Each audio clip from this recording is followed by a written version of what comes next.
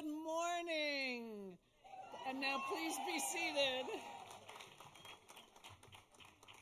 We begin by acknowledging that our college is in Bennington, Vermont, on the ancestral and unceded territory of the Mohican and Abenaki, who have stewarded this land for generations.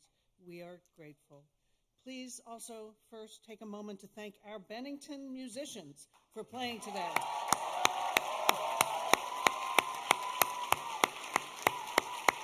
That's music faculty Joe Alpar and Michael Wimberly and music fellow Chris Rose.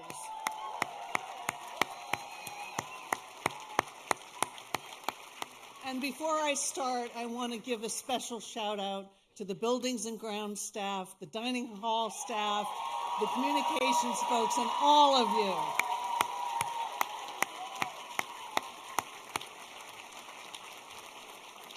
The Board of Trustees and the faculty of Bennington College are assembled here this morning to give formal voice to the awarding of the degrees to the 88th graduating class of Bennington College. I present to you Class of 2023.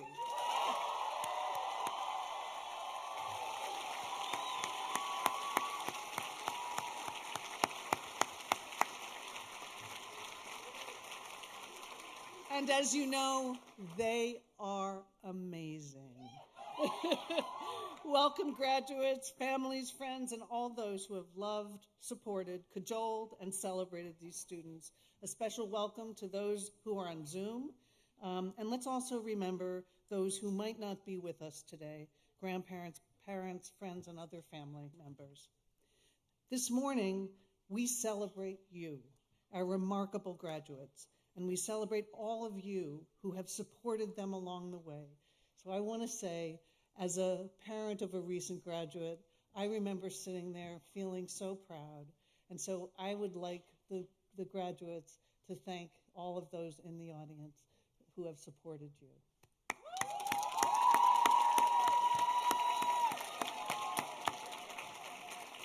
And speaking of support, I would like to welcome our extraordinary faculty who have loved you, taught you, guided, mentored, and supported you throughout this term and all of your years here. Here at Bennington, faculty honor students as individuals, take them seriously as scholars, artists, and scientists. This is a profound gift. Faculty members, please stand and be recognized.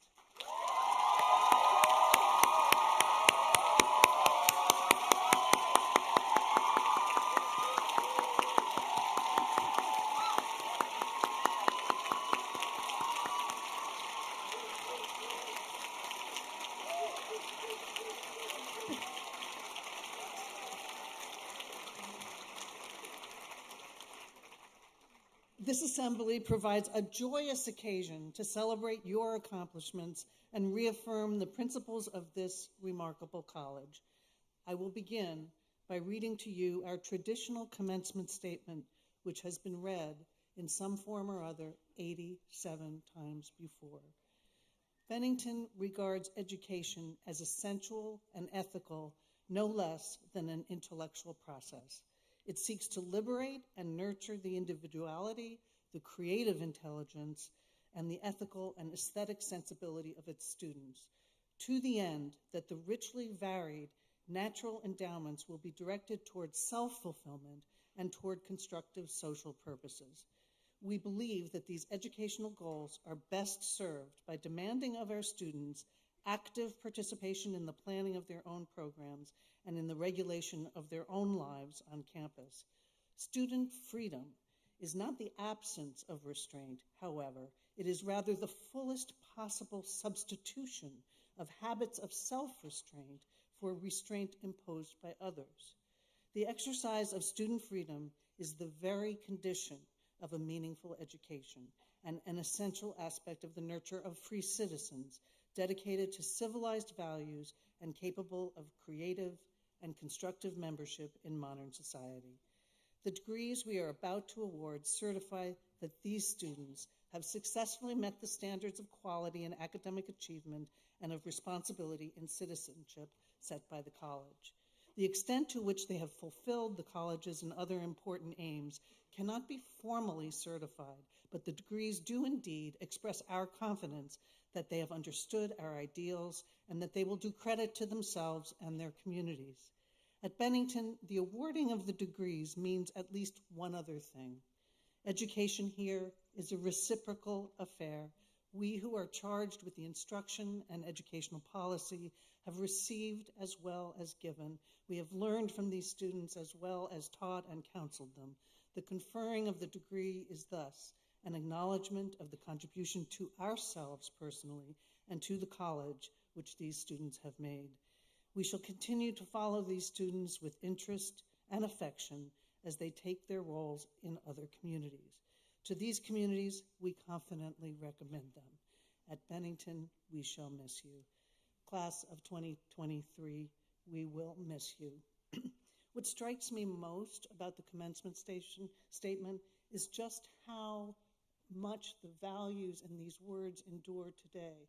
This was written 88 years ago, but it still describes Bennington today. Education is a reciprocal affair. Bennington has left a mark on you, and you in turn are leaving your mark on this magical place, whether it's through photographs of the African diaspora you took and hung in the gallery, or the piece of art you made that displays a token for each Bennington credit. You have left your mark.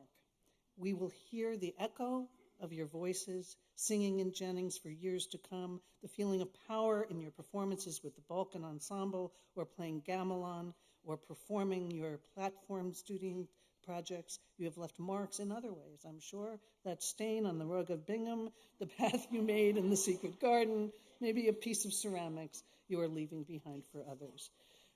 Because Bennington's values endure, everyone who has ever gone to Bennington, and there's some of you in this room, understands you as few others do. Several years after I graduated from college, I was walking on the beach in Fire Island. It was a gray day. The surf was flirting with my feet. I saw a woman walking toward me. She looked kind of familiar, and as we got closer, I tried to remember, where do I know her from? And she also did the same. We met, we talked, and it turned out that we had been in the same class in college. And I then remembered who she was. She was one of those cool kids. She smoked cigarettes, these little tiny cigarettes. She talked about Hannah Arendt and Colette and Emma Goldman. Although we hadn't really known each other well in college, we had an immediate connection. We walked together for over an hour, and then every morning at Fire Island for our vacations, we got up early, we swam, and we walked on the beach. As working mothers with jobs that we loved, we gave each other support as we each navigated the deep well of love we felt for our children, along with the uncertainty and sense of inadequacy we often felt as mothers. Because we both continued to work full-time, we supported each other. When we kind of cried on the way to the airport when we were going on a long business trip, and then 6 hours later, we'd call each other and say, "This is so fabulous to be in a hotel room with room service and being alone." That was, and she was there for me when I was terrified, when I learned my son had stage 4 cancer. I called her and I just cried. I was there for her as she traveled the road to sobriety. Deep friendship and love are the basis of everything, as Gianna said in her love poem last night. The closeness and love you have felt for each other will ground you, class of 2023, as you go into the world, where systemic racism, increasingly hateful partisanship, the banning of abortion, the burning of books, transphobia, and attacks on the LGBTQ+ community are unfortunately increasing. While the world's challenges are mounting, your Bennington education has provided you with an opportunity to think deeply about the change you want to make, to determine how you will work, as our mission statement says, toward a world more beautiful, sustainable, democratic, and just. I know you will join your fellow Bennington alums to make an outsized impact in your communities and world. So I want to leave you with one final thought. So 3 nights ago, I asked these students, how many of you understood what the plan process was when you got here? 4 people raised their hand. And I thought, wow, the courage of them to come and go into this incredible process, trust it, and trust themselves and transform themselves. That is just extraordinary. So my advice is, at moments of inflection, when you're lost or excited, when you're taking a next step, when you just want to celebrate, create your own plan committee. Gather several people who know and love you, who have different perspectives and different disciplines. They will offer you support, they will challenge you and inquire and reflect deeply, just like your faculty members did in your plan process. You might even write a plan essay before you gather these people together, and they will love you and they will go through this same kind of process that you have gone through here. Use the interdisciplinary freedom you have found at Bennington to inform your future plan. Please carry this beautiful and extraordinary place with you. Bring Bennington wherever you go. It will always be a part of you. Thank you.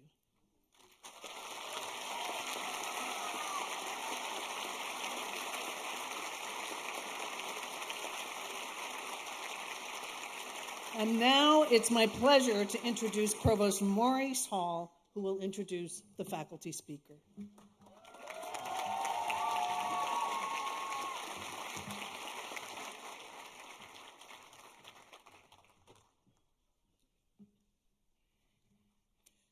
Thank you, Laura. And now, members of the graduating class, faculty, staff, families, and friends, I am honored to introduce a beloved member of our faculty. Graduates were so fortunate to hear Vanessa J. Lyon speak last night. Both her wisdom and her sense of humor shone through, and I can't wait to hear what her thoughts are for our graduates today. Vanessa has taught the histories of art with a focus on gender, sexuality, historiography, critical race theory, and post-colonial relationships in Spanish, Flemish, and transatlantic visual culture at Bennington since 2016. Since 2017, she has served as the director of Bennington's Visual Arts Lecture Series, a diverse year-long program foregrounding underrepresented artists, curators, and academics. She is a Fulbright scholar and a former fellow of the Yale Center for British Art, the Huntington Library, and Yale's Lewis Walpole Library, among others. She is the author of Figuring Faith and Female Power in the Art of Rubens, published in 2020, and many scholarly articles. Her most recent article, Revision and Reckoning, The Legacy of Slavery in Histories of Northern Art, co-authored with Carolyn Fowler, appears in the Journal of Historians of Netherlandish Art. A former seminarian, she also leads an Episcopal service of evening prayer in Bennington's Lens each week. As if that were not enough, Vanessa began writing fiction in 2020. Her third novel, Lush Lives, published by Roxane Gay Books, Grove Atlantic, releases this August.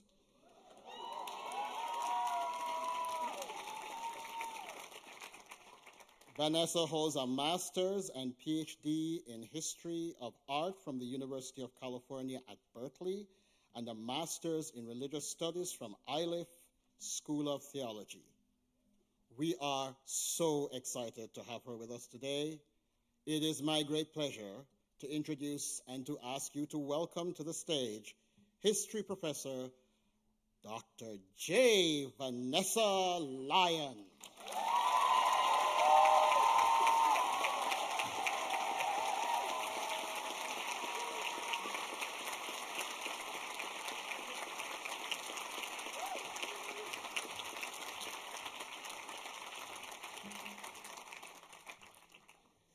Thank you, Dr. Hull, very much for that overly lavish introduction, but it's wonderful to be here with you today. The following remarks are dedicated to the memory of Josiah A. Oliver, Bennington class of 2019, and all those we have lost and loved and remember. As you've heard, I'm an art historian. The day I was asked to give this address, I had just finished teaching. Only minutes before, students in my introductory survey class toward a rigorous art history had gamely digested the final dozen slides necessary to know before the midterm exam. In February, we started in 30,000 BCE, and by April, we had arrived at the 17th century. At last, we'd hit the Baroque, my specialty, that theatrical art historical sideshow rife with Borrominis and Berninis, Carracci and Caravaggisti, with girls with pearl earrings and leaning meninas, and Marmorian Spanish nuns forever in the throes of toe-curling ecstasy. Not to mention some guy named Rembrandt.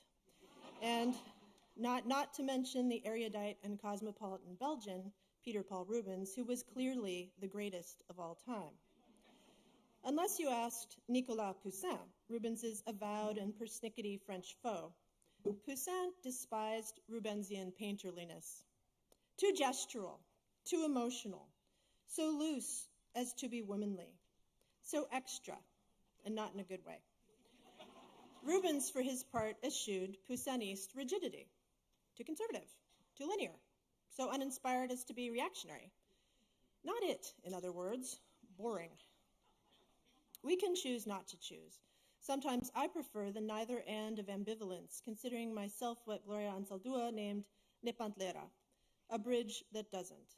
Still, I am a woman invested in bodies and their representation, in skin and flesh as inevitable carriers of meaning.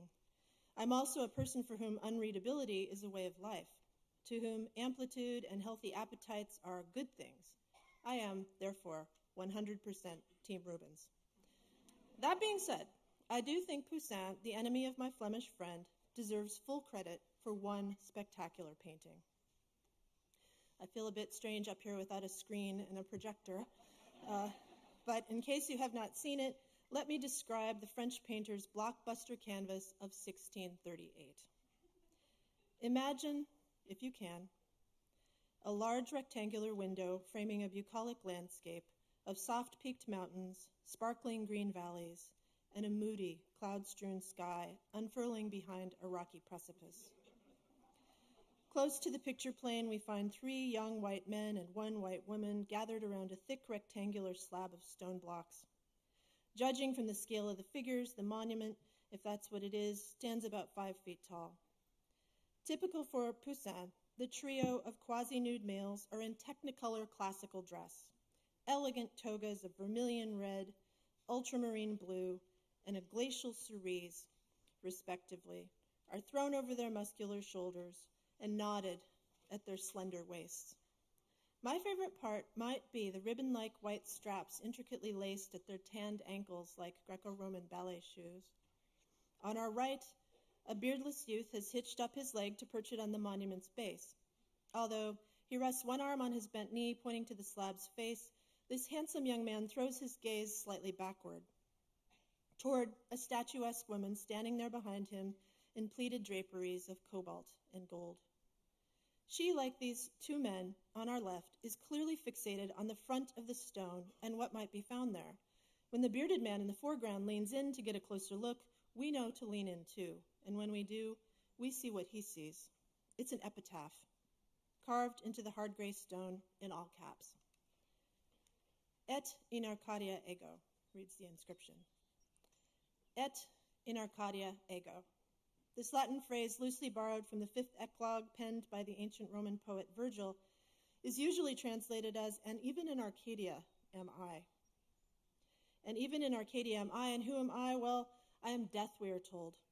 And even in Arcadia, even in the most idyllic, pastoral, natural escape from the city, even in our retreat from so-called reality, even in that or this place, looms the specter of mortality and the end of the, or a, world.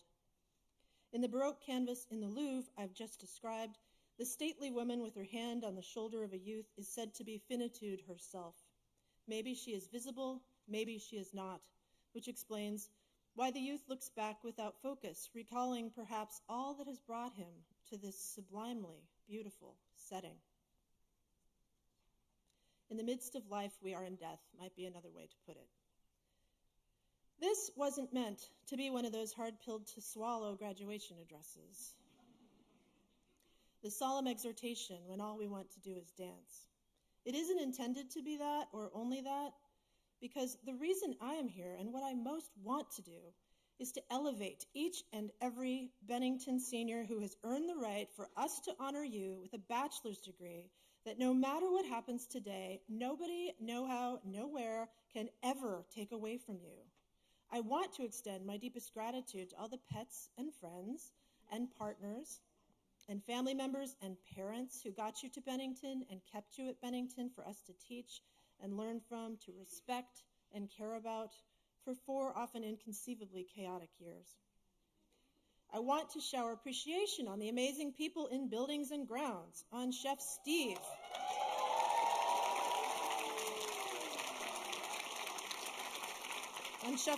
and dining services, on housekeeping and campus safety,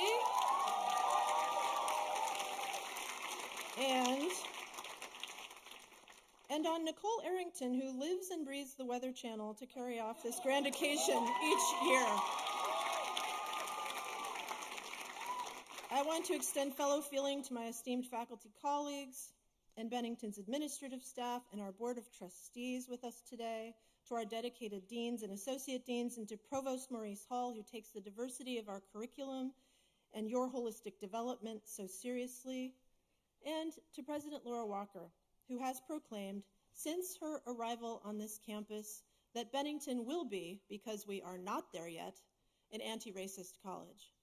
A college whose people know that honestly, progressive, forward-thinking looks back to accept the hard truths of the past. But it also lays bare the convenient lies some of us continue to tell ourselves about the present-day realities and experiences and value of those occupying the intersections and the margins. In this Bennington, we cultivate our community, this community, not according to some outmoded calculus of who does or doesn't fit our preconceptions of what a given identity looks or talks like, behaves like, or believes, but according instead to the experience of having our unexamined assumptions challenged on the daily.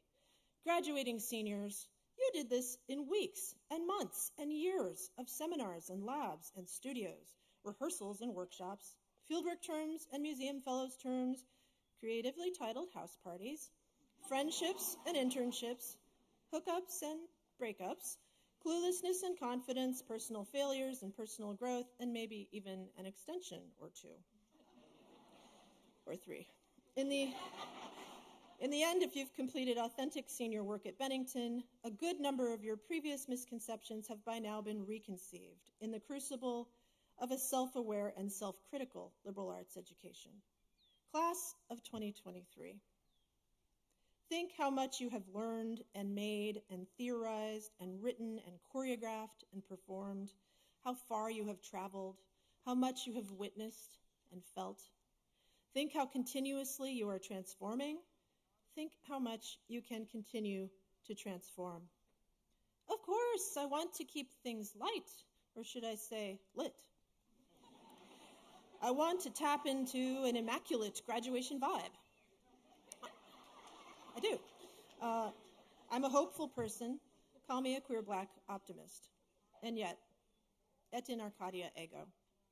In the midst of this life of the mind, we are in a corner of New England where some of our neighbors proudly fly Confederate flags in their yards, where the bumper stickers in the grocery store parking lot, the ones not shaped like the sinister silhouettes of AK-47s, read, "Don't blame me," or "F the president," or "Build that wall," where the community's creation of a Black Lives Matter street mural is met with organized protests, shouts, and shoves from other residents of our pretty little town. While we strive to make scholarly and artistic interventions in the sciences and humanities, fine and performing arts, irrational and inhumane laws seek to criminalize the very being, the very existence of some of our fellow Americans and other people who call this country home. You cannot contribute to society if you cannot survive it.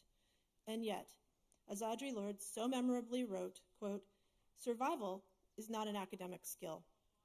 It is learning how to stand alone, unpopular, and sometimes reviled, and how to make common cause with those others identified as outside the structures in order to define and seek a world in which we can all flourish. It is learning how to take our differences and make them strengths. For the master's tools will never dismantle the master's house. They may allow us temporarily to beat him at his own game, but they will never enable us to bring about genuine change. And even in Arcadia, are we brown and black and Asian and immigrant? And even in Arcadia, are we bisexual, lesbian, and queer? And even in Arcadia, are we trans? And even in Arcadia, are we disabled? And even in Arcadia, are we working class? And even in Arcadia, are we drag kings and queens? And even in Arcadia, are we first gen? And even in Arcadia, are our rights under siege? And even in Arcadia, are we gender nonconforming? And even in Arcadia, are we thousands of miles away from our homelands, some of which are being devastated by war and terrible disasters, such as the train disaster in India right now? And even in Arcadia, are we allies who mobilize our privilege and our resources and step back and speak up in the name of justice and fairness and solidarity, even when it means ceding a portion of our own power for the greater good? To quote Bell Hooks, being oppressed means the absence of choices, whereas a self-directed education like yours has been a constant process of choosing from among some very good and undoubtedly at times some not so good options. Let it be said, regardless of your identity, once you are possessed of a diploma from one of this country's best known, inevitably elite, liberal arts colleges, one distinguished year after year by illustrious alums such as Sofia Alvarez, you, as Bennington graduates, like it or not, will each accrue a portion of privilege to do with as you see fit in the years to come. Try to make the best and most of it. As to the 4 years behind us, I think we can all agree at times it's been rough. And this was true for Bennington's class of 2023 in unprecedented ways. With the onset and viciousness of COVID, some of you lost visas, housing, and much-needed jobs. Sickness, loneliness, and grief were visited on the world at large on a grand scale, even at times, especially here in sleepy, pastoral, anti-vaxxing southern Vermont, where we too were unable to flee them. For this class, your initial year at the college was one long last call. This is the class that returned for its first spring term, only to be sent back home or isolated here a mere month later. And what did you come back to sophomore year? A year-long crash course in Zoom, for crying out loud. Many of you lost, at least temporarily, the momentum of your ambitions and the excitement of your first college classes. You lost the closeness of your friends. You lost your independence. You lost a community you'd scarcely had time to form. Goodness knows, you probably lost both your internet signal and your will to put on pants at some crucial point in those first COVID years. College for you has been a series of interruptions, from the epic and inexplicable to the merely frustrating. In response, you committed, you pivoted and achieved. You made a comeback in every sense of the word. I want to mark that. I want to acknowledge that the members of this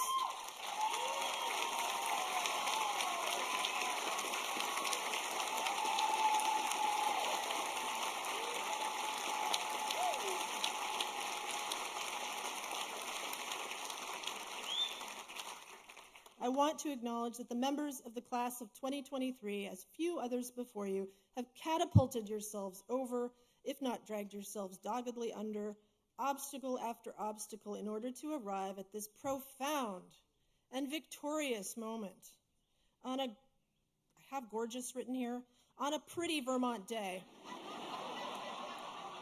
in early June. To paraphrase the immortal words of Azealia Banks, stay dangerous. Pounce down the runway like a cheetah. Put another way, in the midst of death, we are in life. The best, God willing, is yet to come. Put another way, because bromide or not, it's no less true. The bells of this college commencement, your college commencement, are tolling the beginning of the rest of your life. I dearly hope you found pleasure and fulfillment and purpose and fun in your years at Bennington, as we certainly have in your virtual and real-world presence here.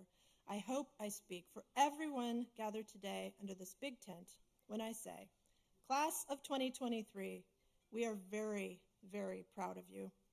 Finding yourself where you found yourself. You did what you needed to do, and now you are done.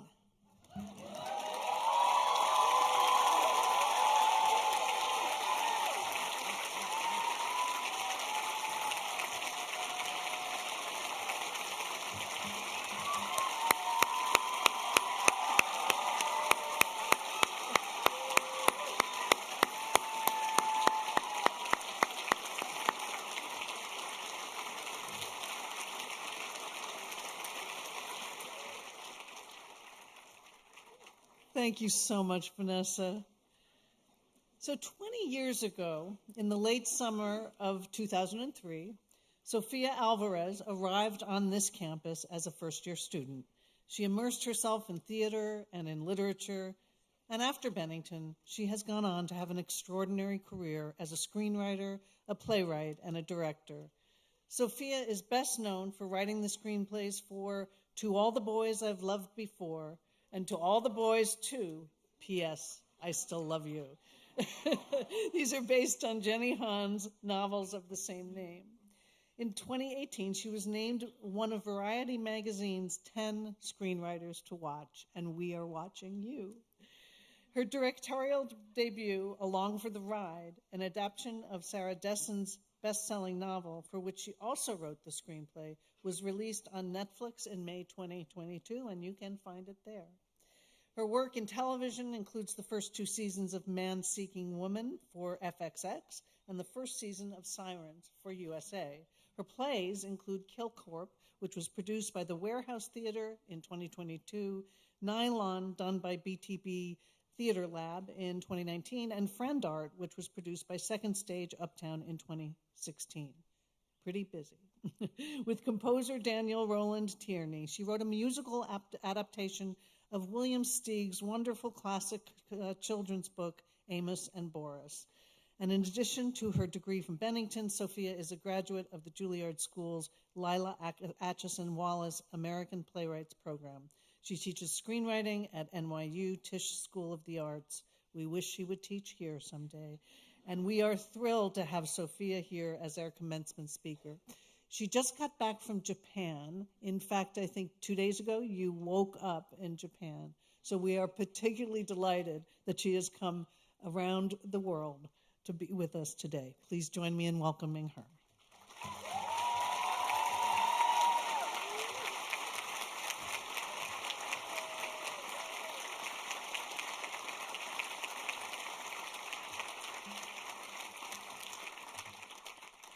Thank you, President Walker, Board of Trustees, Bennington faculty and staff, and to you, the class of 2023, for having me here today. As you know, we don't have valedictorians here at Bennington. Lucky us. And instead, we elect our class speaker, as we saw so eloquently from Gianna Rodriguez last night. Back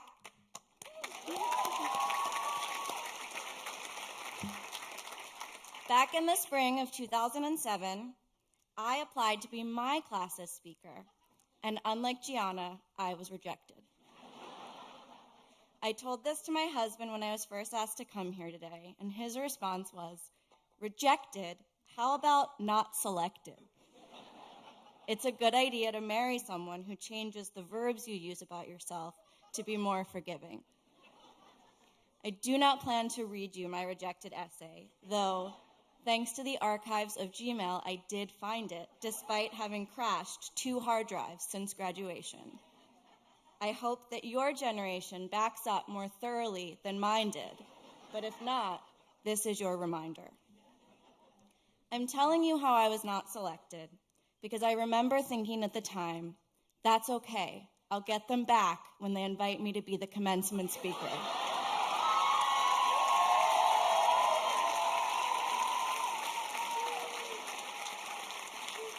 So take that, class of 2007 selection committee.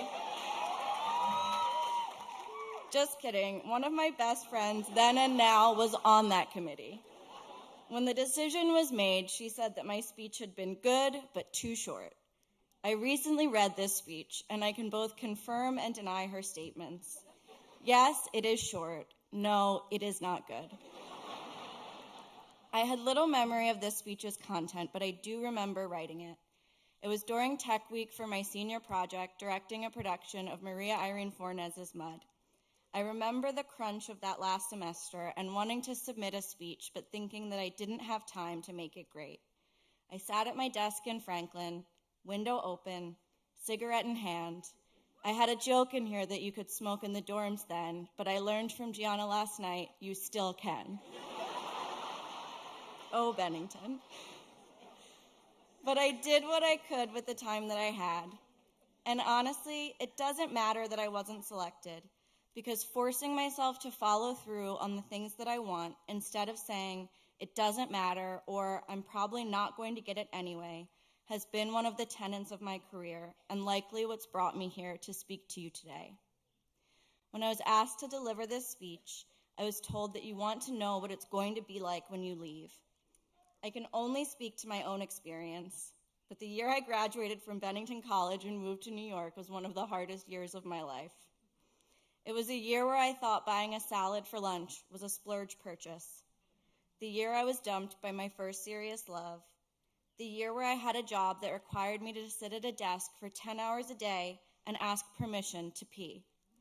It was a year where I was never quite sure what was going to happen, only that I wanted something to happen so badly. There was a lot of good stuff too.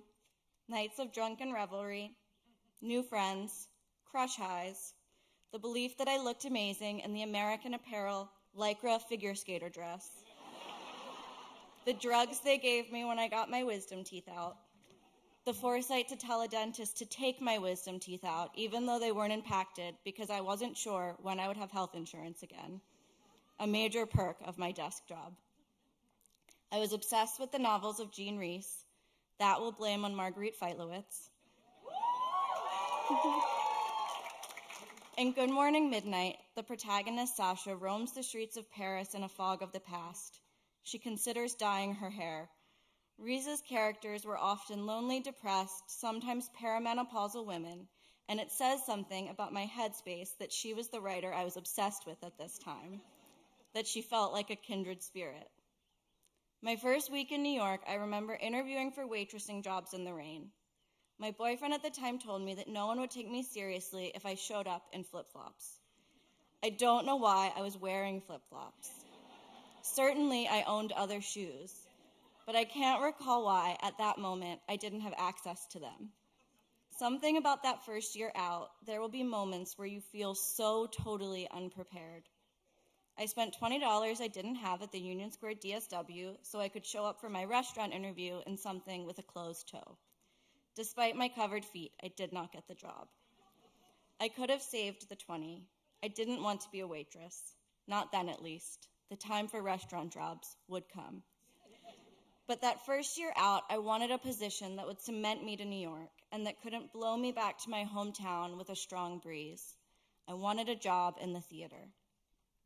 Though I arrived at Bennington wanting to be a writer-director and left wanting to be a writer-director, I had a necessary segue into costume design while I was here. I don't know if it feels this way for any of you, but I learned upon arrival that survival at Bennington was often bolstered by having something to do with your hands. My costume design mentor was the late, great Danny Michelson. If you knew him, as I know many of you did, then you know that Danny was brilliant, funny, and kind. On one of our many afternoons in the basement of VAPA, he tossed off the advice, or I don't know if he thought of it as advice so much as a fact, that if one wanted to live a creative life, they would always have two jobs, the 9 to 5 and the 5 to midnight. He probably did not mean this as literally as I took it. But the idea of those two jobs imprinted on me so heavily that when I got to New York, I not only understood this might be my reality, but I went searching to make it so. Craigslist was big in the aughts. One went there to find anything, an apartment, a lamp, a missed connection on the subway. I used it to type theater job into the New York search bar. Hardly an awe-inspiring origin story. A vague post came up for a theater assistant with no further details. I sent in my resume, and a week later, I was sitting in an embonpoint in Midtown, wearing what I thought was my best interview outfit, a bright red silk blouse I'd bought at a thrift shop outside of Portland, Oregon. I was much too dressed up for the embonpoint, sitting across from a woman with wild ginger hair who'd yet to tell me what we were doing there. She asked for my resume and started crossing things out with a red pencil. Anything too artistic had to go. The only thing that mattered to her was the time I'd spent at Helen Merrill, a boutique New York talent agency where I'd interned my first fieldwork term. This, she said, pointing to those 2 months in 2004, is your resume. She sized me up and added, and when I send you in, wear that shirt again. Red is a good interview color. This time, I was prepared. But she'd yet to tell me where she'd be sending me. I still didn't know why I was sitting there. Okay, she said, lowering her voice in case anyone in the embonpoint should be listening. This is for CAA. I pretended to be impressed before going home to Google, what is CAA? I found out it was one of the top 3 talent agencies in the world, and I spent the next 18 months of my life there as an assistant in the theater department, getting a crash course in all that corporate stuff we have no need for here at Bennington. Later that year, reconnecting with one of my professors, Kathleen Dimmick, I told her where I was working.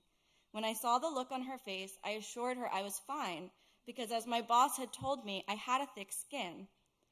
I'm not worried about your skin, Fia, she quipped back. I'm worried about your soul. After making it through round 2, the HR interview, I was put in front of the man who would become my boss. He asked me if I wanted to be an agent. No, I said, I want to write and direct. This is not the job to take if you want to write and direct, he told me. I know, I responded. And I did know. I also knew the fastest way not to be taken seriously was to talk about how I was really an artist and didn't want to be there Xeroxing expenses. So I was determined to be the best assistant I could. I even bought a book called How to Be a Kick-Ass Assistant. I don't know if it helped. The tasks the job involved were not hard on their own, but the combination of their volume, the speed with which they were meant to be completed, the sacrosanct nature of even the most mundane details, and the office culture of raising one's voice at other humans made this a very challenging first job indeed. One night after seeing clients in a Broadway show, I ate pizza in the basement of the Times Square Sbarro, where my best work friend and I would spend $3 on midnight dinner and vent. I went to Dartmouth, she cried. How do I not know how to send an email? On nights we weren't seeing shows, I got off around 8 and arrived home after 9. I lived in Red Hook, which meant my commute into Manhattan was from the bus to the train and vice versa. I lived with my friend Liana of Senior Speaker Selection Committee fame. In Red Hook, we shared a railroad apartment not much bigger than our freshman year Fells triple. It was so small, we called it the doll's house. My bedroom was split in 2 so that half of it could be our shared closet. Her bedroom was a hallway. We had mice. We bemoaned the fact that there was nowhere to buy a ginger ale in Red Hook after Fairway closed at 10. Red Hook was not yet the location of Brooklyn's first IKEA. When I got home from work, I ate stoned wheat thins with peanut butter while standing over the sink. But I was seeing any play I wanted on Broadway and not paying for them.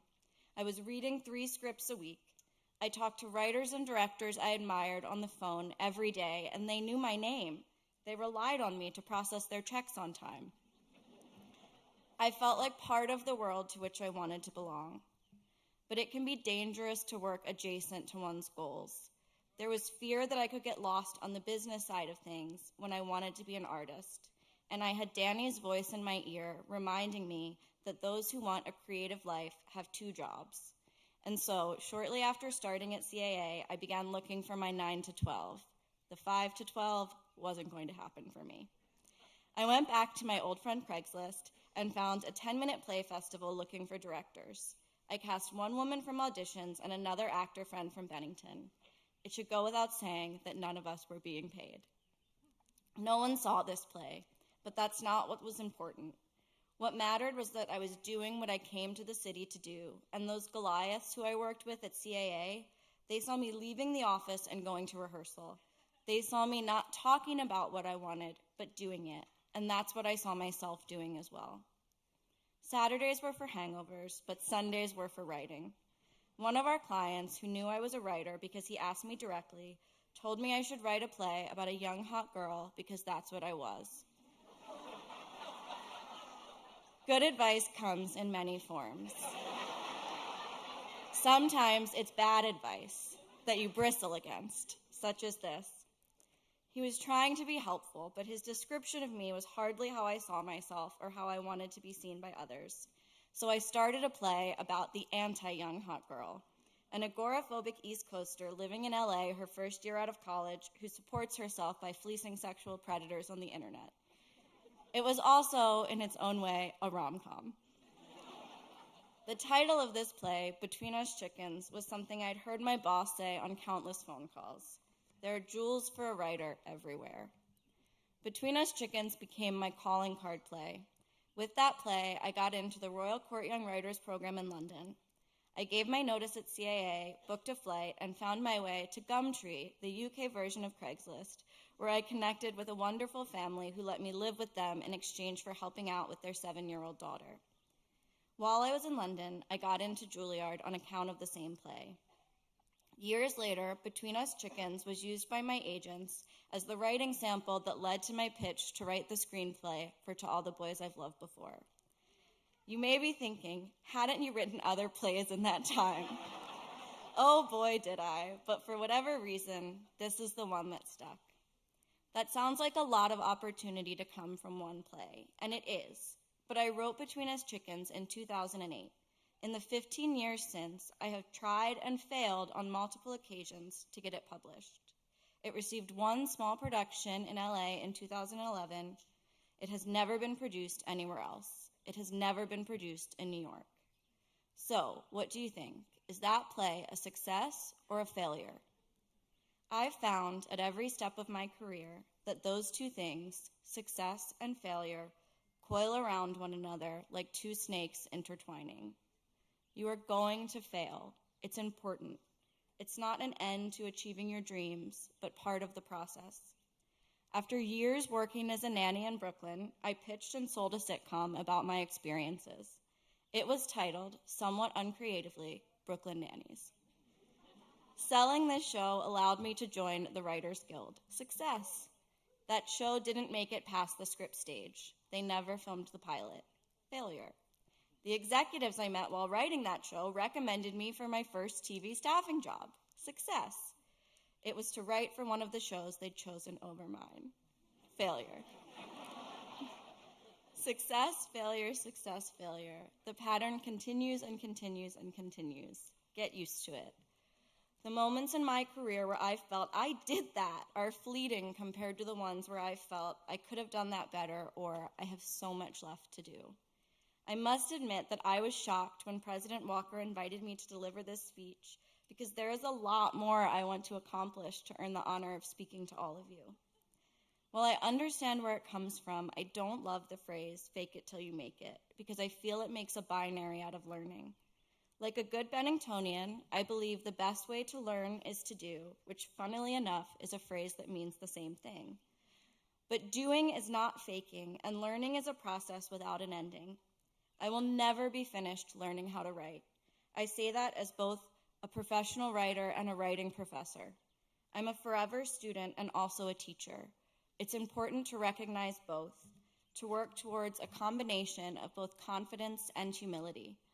Humility without confidence might have meant that I was content to stay on the periphery of my dreams, which honestly I could have done many times. I could have stuck it out at the agency, so close to what I wanted, but so far. I could have clung like a barnacle to the showrunners I worked for when first starting out in TV writers' rooms. Closer, yes, but still not it. I didn't want to be a horse in anyone else's race. In anyone else's stable. I wanted to run my own race. I faced rejection, of course, so much rejection. so much non-selection. But especially as I got older, there were no's that came from me too. No, I don't want to go back to the 3rd season of my well-paying TV job because I'm having a play produced in New York and that play is mine. No, I don't want to write the 3rd To All the Boys movie because it's time for a new story and I'm ready to move on. No, I don't want to write the screenplay to Along for the Ride unless I direct it.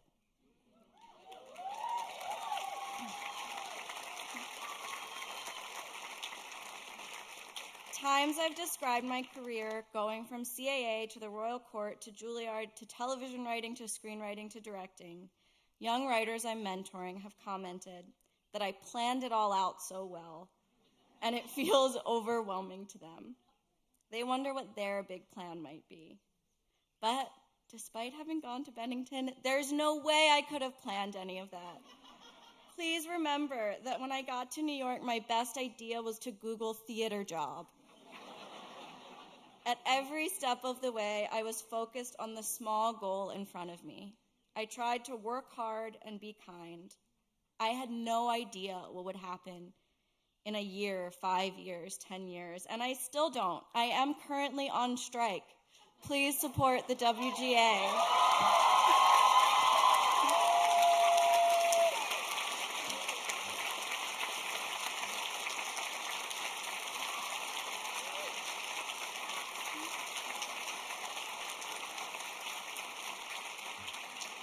I can say that as someone who had no monetary familial support after college, that the peers of mine I saw flailing were often the ones who had too much given to them. I'm not saying don't let your parents take you out to dinner. By all means, please take as many free meals as you can get. But I've found that when I don't have to do something, I won't. I had to work hard when I left here. It made me stick things out that otherwise I might have quit. It made me want to be a kick-ass assistant. That's my humility. But my confidence is what I listened to when I knew it was time to move on. My path is unique to me as yours will be to you. Try and take solace in that rather than using it as a source of jealousy and competition among your peers. Easier said than done, I know. Bring the best of yourself to what you do and leave yourself open to the best of others.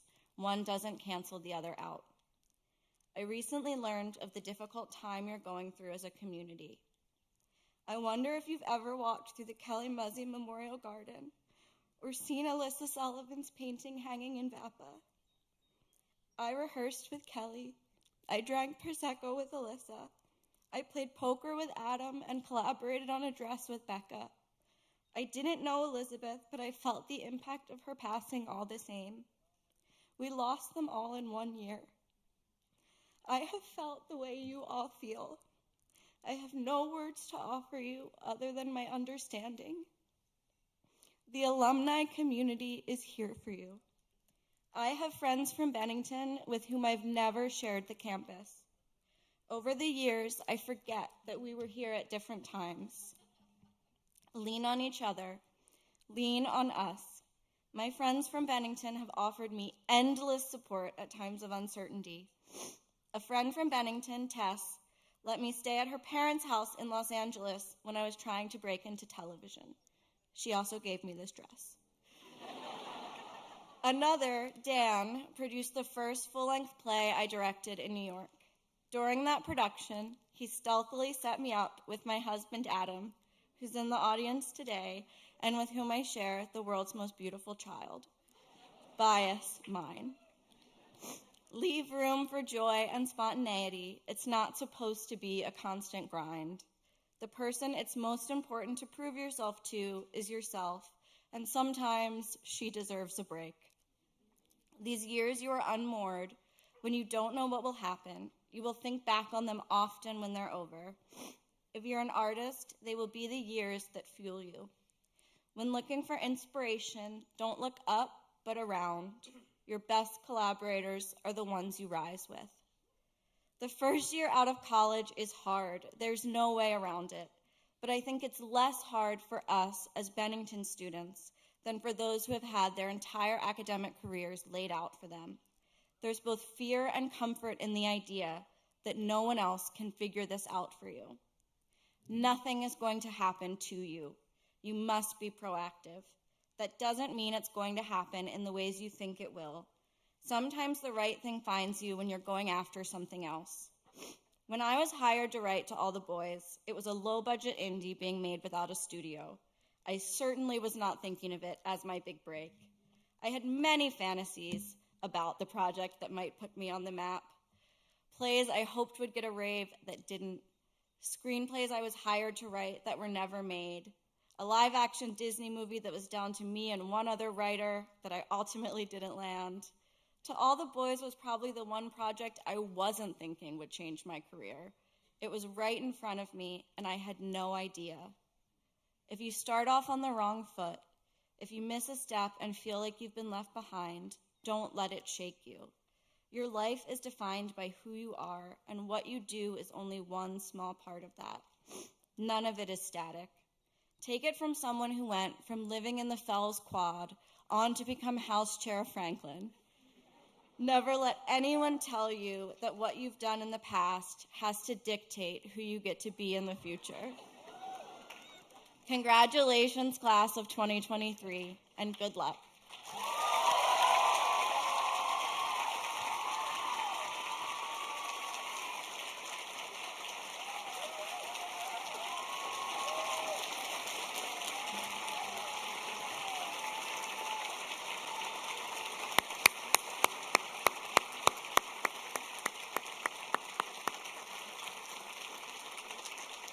Sofia, thank you so much. Those words I know will resonate with them during the first year and many more. And now, will the provost present the recommendation for the award of the degrees?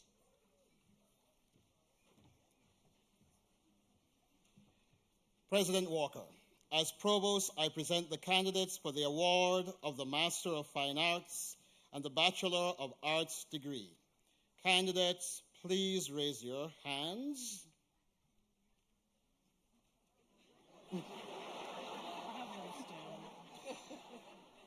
You may lower them.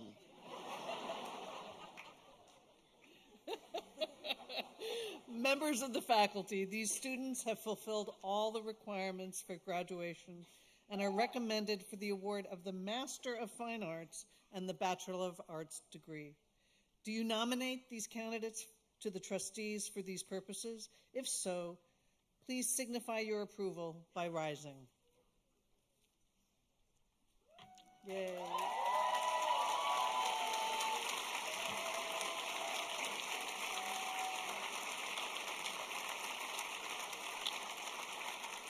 And you see the pride on their faces.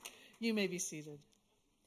Mr. Chairman, I present for the consideration of the trustees the students nominated by the faculty for the Masters of Fine Arts and the Bachelor of Arts degree.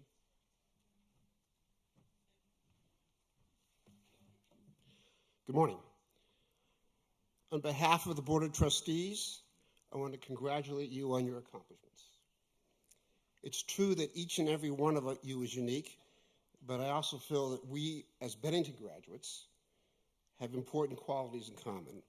We are creative, driven, and eager to make a positive difference. I hope you will carry that with you and all that you love about Bennington, and you will become active members of our alumni community. We need you. And that you will visit often. And as somebody who left a few decades ago, I can tell you that this will always be a home for you.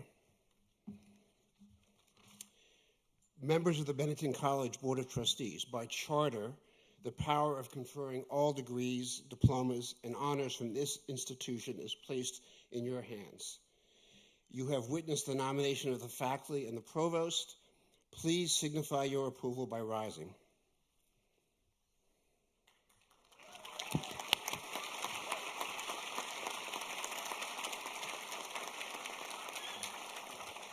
Please be seated. Members of the graduating class, the trustees on the nomination of the faculty and the provost are proud to award you the Master of Fine Arts and Bachelor of Arts degrees. With all the rights and privileges pertaining to those degrees here or elsewhere. Please wave to yourself so your families and friends can applaud you.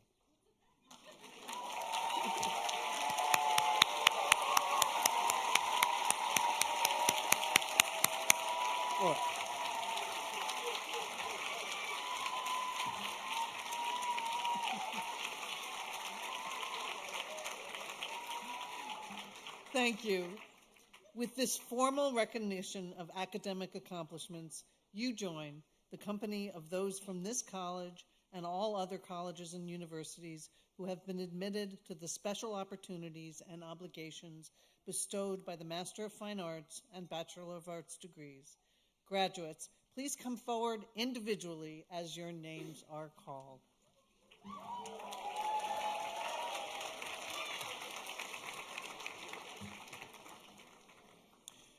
President Walker, it is now my pleasure to read the names of our undergraduate and Master of Fine Arts degrees. As a reminder to everyone, the Bennington Writing Seminars will have their own commencement in June to celebrate our candidates for the MFA in Writing. Also, some of our graduates today are joining us virtually.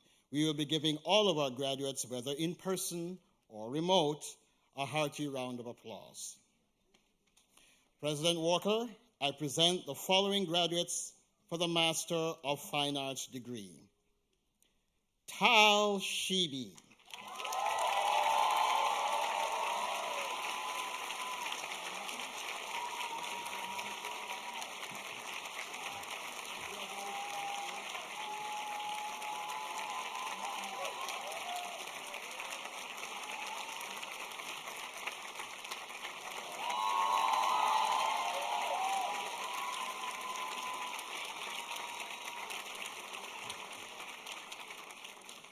Being the artist formerly known as Chris Mincy.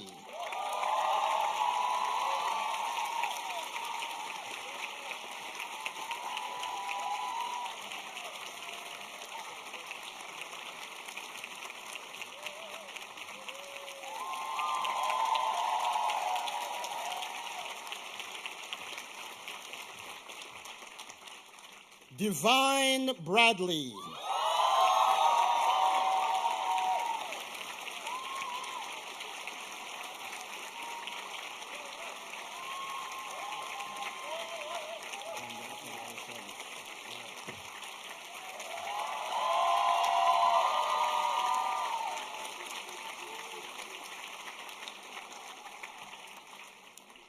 Sal Randolph.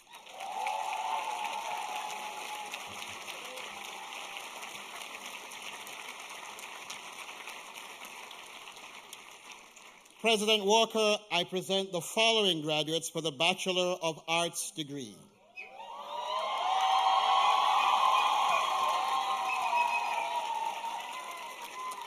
Muhammad Maz Adil.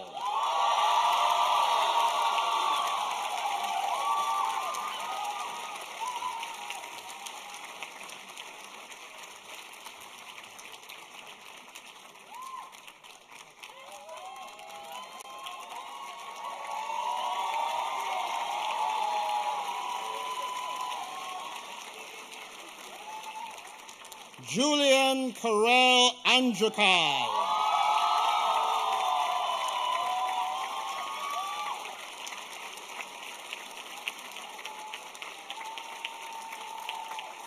Congratulations.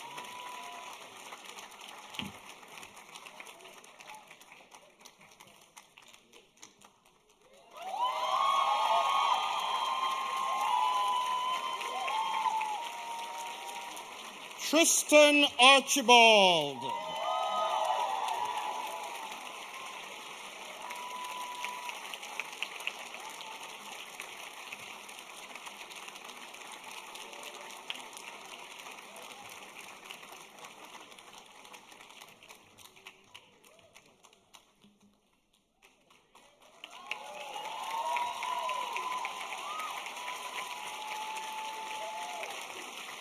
Ulia Ariev Butner.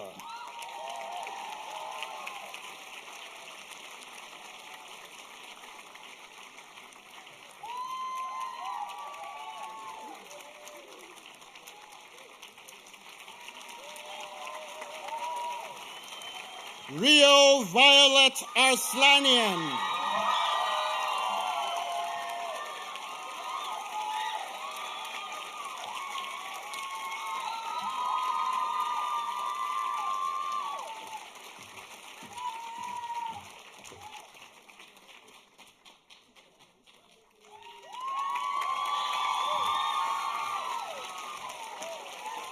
Gerardo Aspiri Iglesias.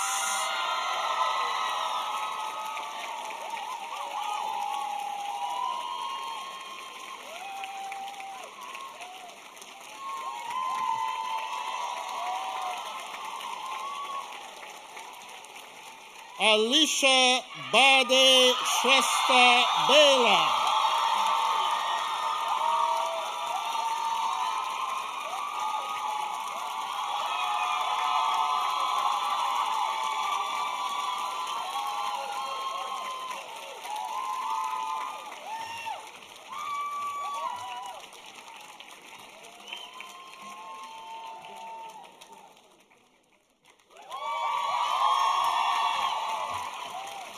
Francis K. Bandy.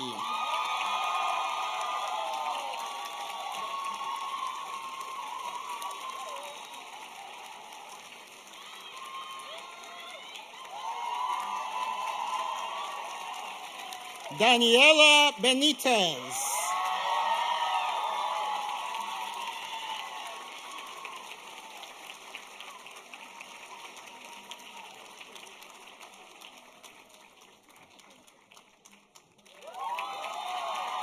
Yvette Berner.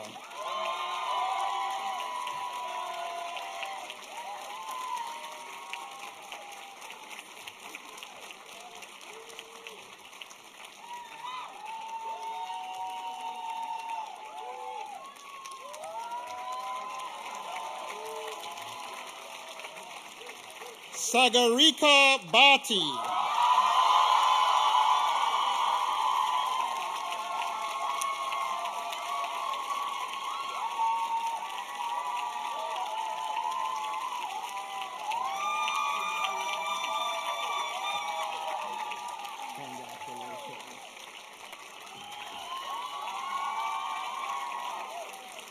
Josie Biles.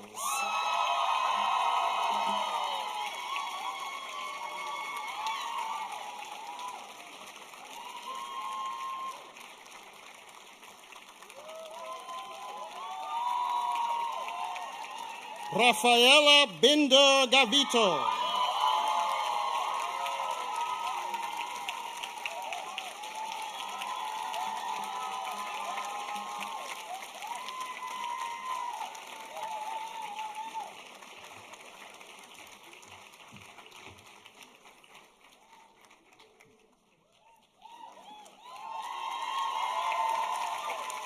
Jenna Lee Bosshart.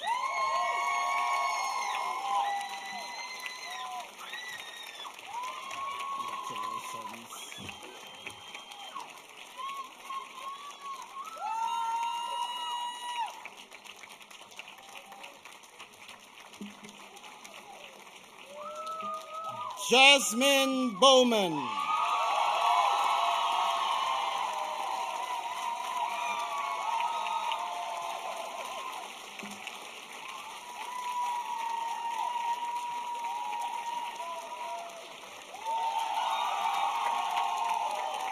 Tallulah Polly Imogen Brown.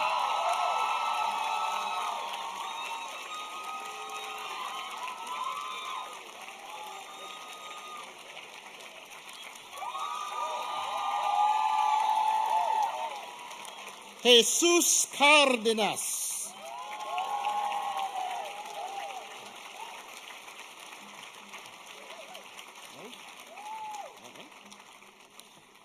Veda Carmine Ricci.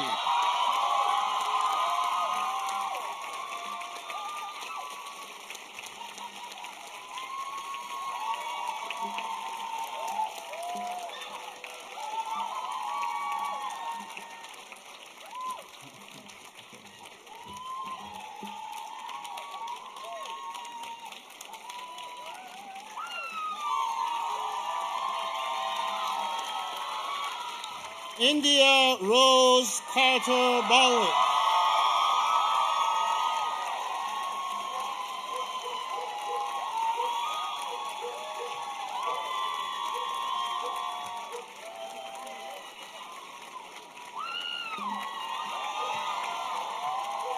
Emily Kate Kassler.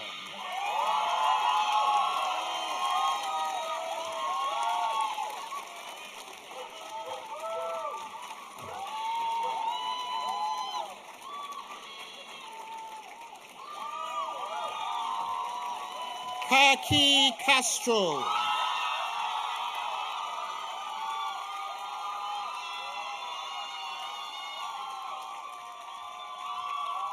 Congratulations.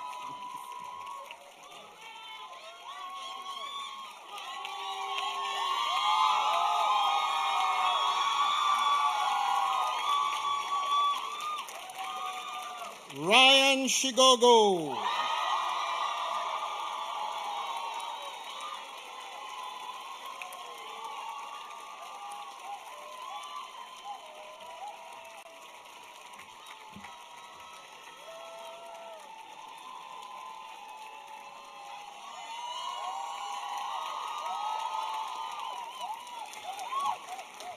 Desire Chimanikiri.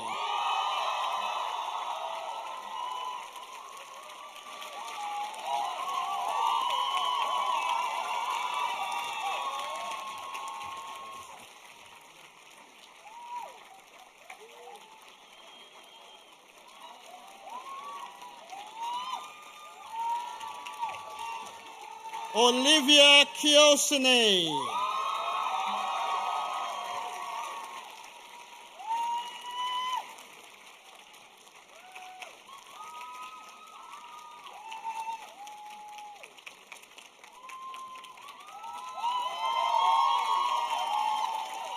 Diana Chipak.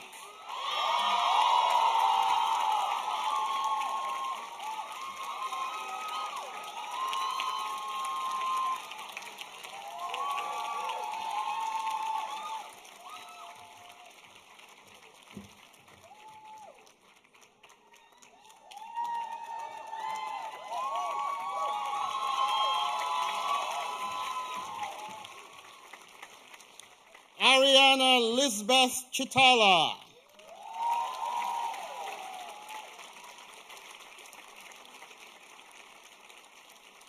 Tinashe Faith Chiora.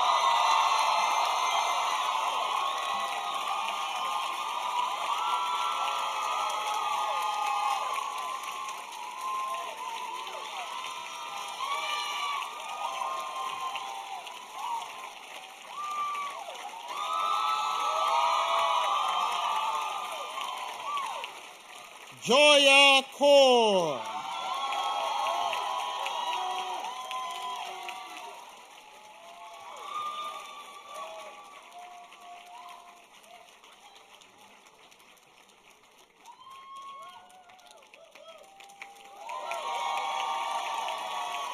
Claire Corsi.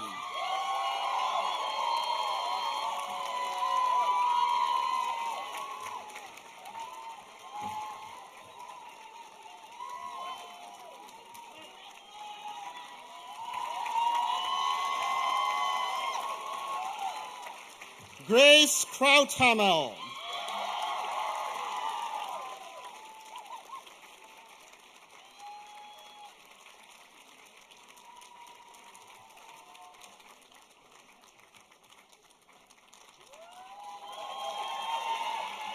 Garrett Crusan.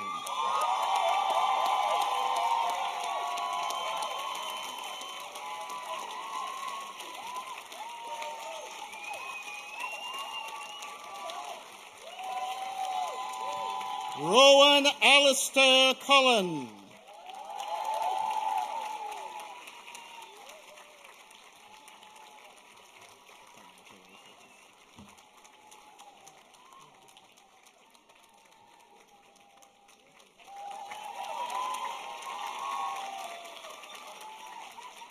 Lily Jane Cummings Ool.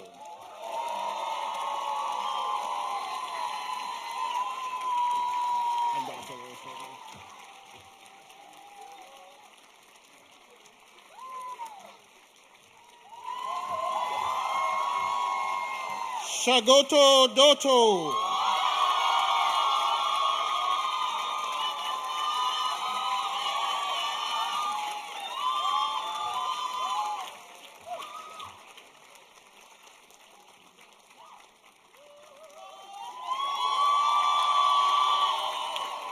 Severn Davis.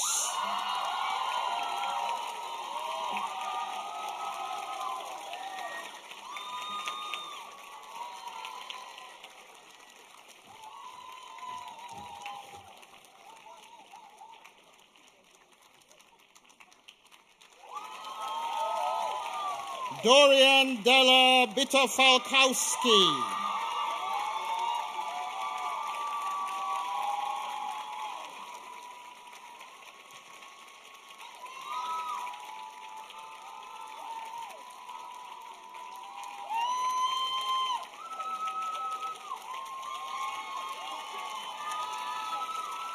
Giselle Allegra Dirks.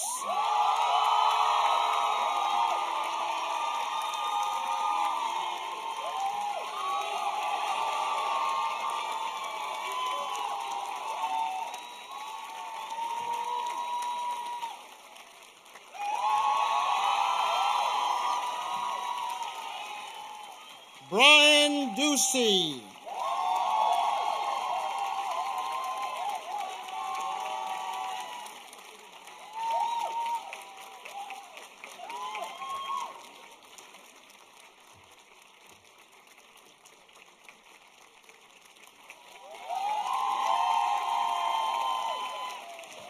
Talia S. Eddie Bluen.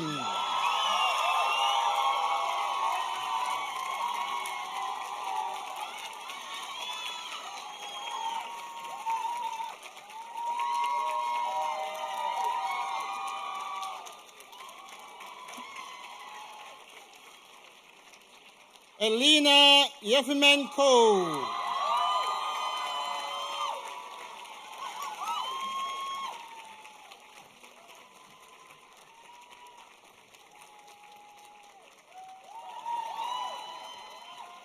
Grace Engelhardt.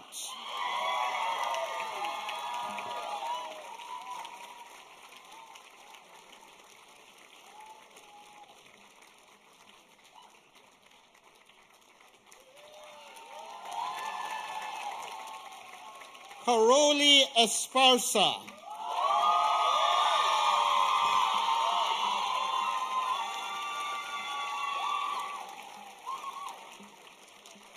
Isaac Eiler.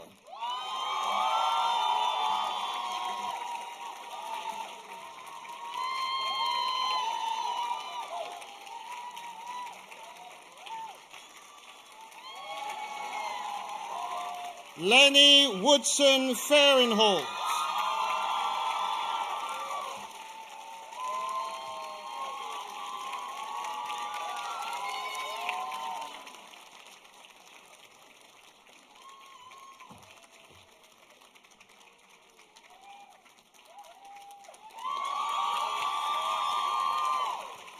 Emma Fenton.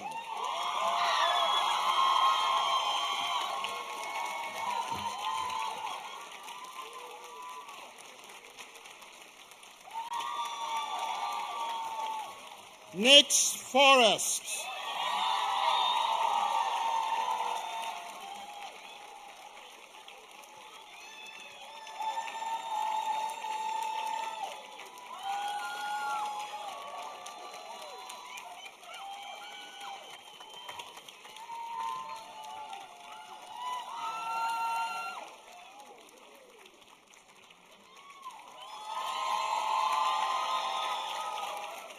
Eva Foreman.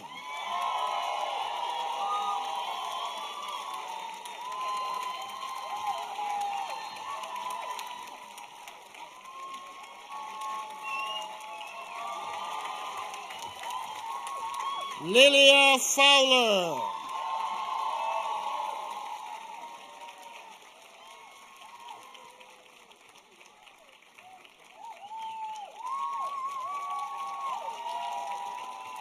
Star Freeman.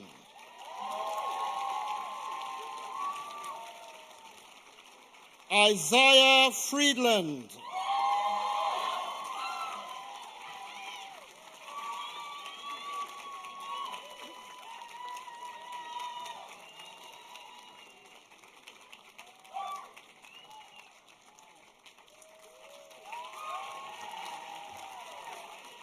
Katie Friesen.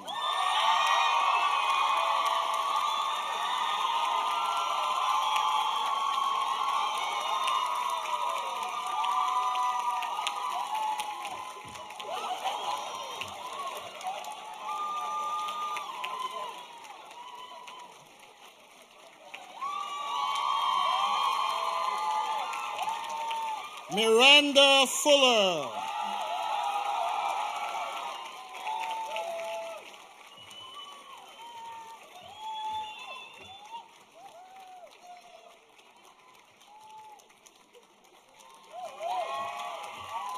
Gabrielle Gansky.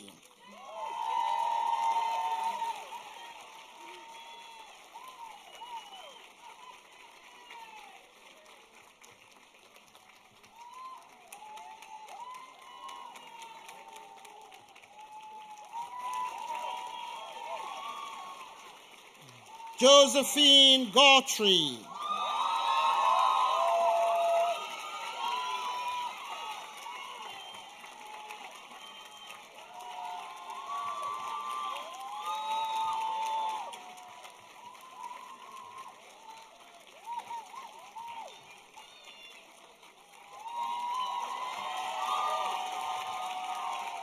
Imara Rose Rossi Glimp.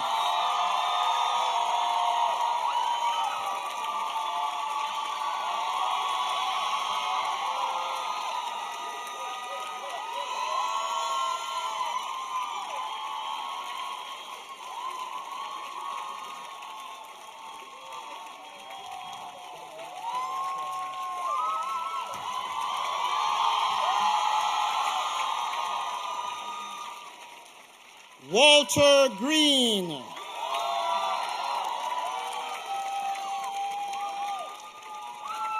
Congrats.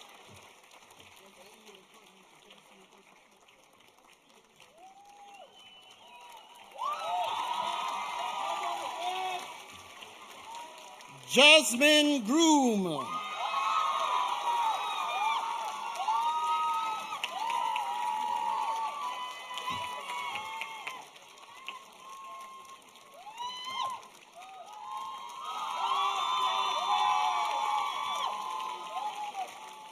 Benjamin Guccione.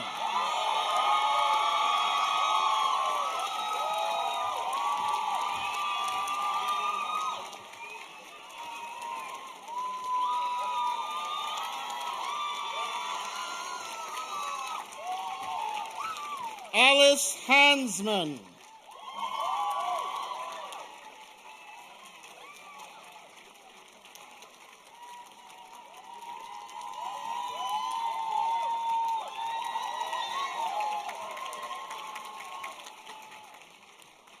Ashen Charles Heller.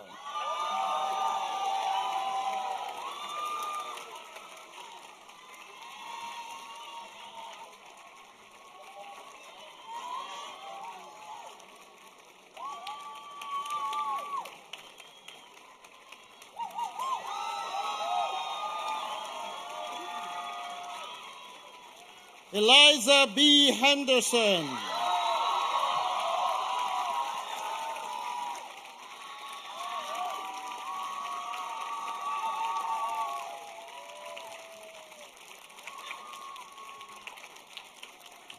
Congratulations.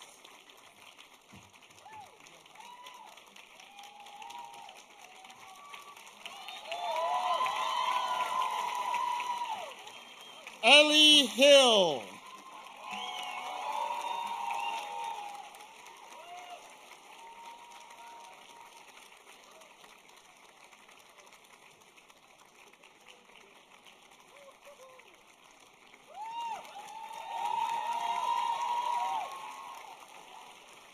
Larkin Hobart DeMeth.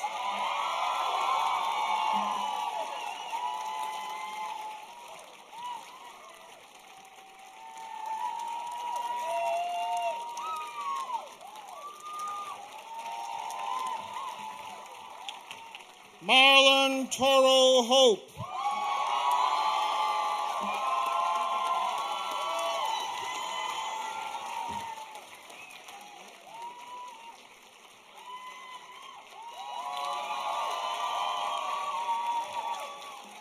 William Huntley.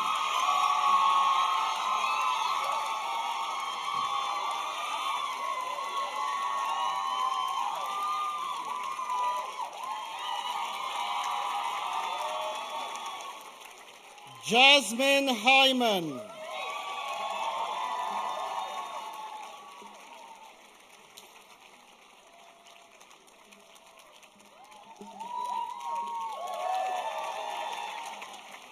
Joya Jackson Screamer.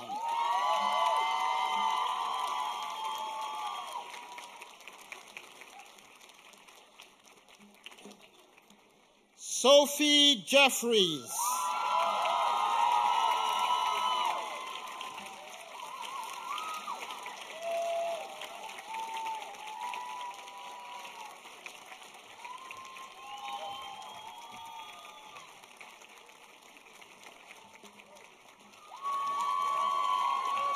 Katie Grace Johnston.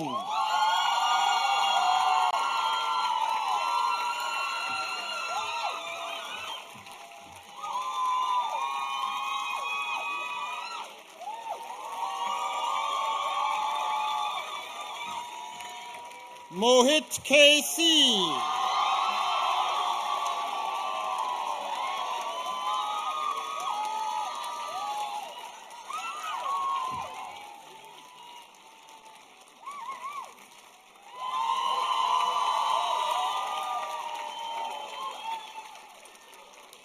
Jupiter Kalinowski.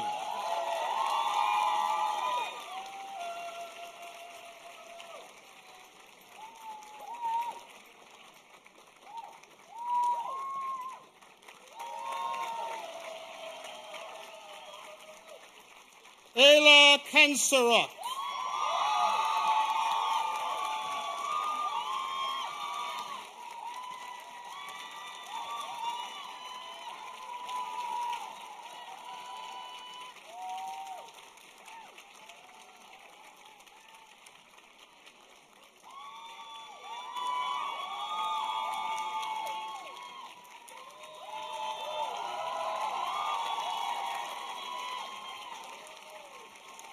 June Kang.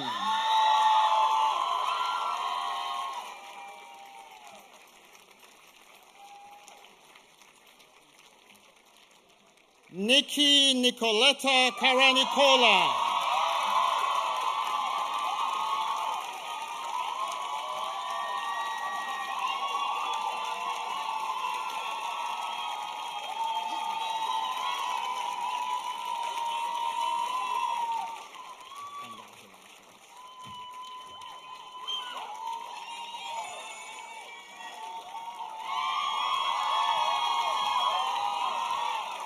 Bailey Casden.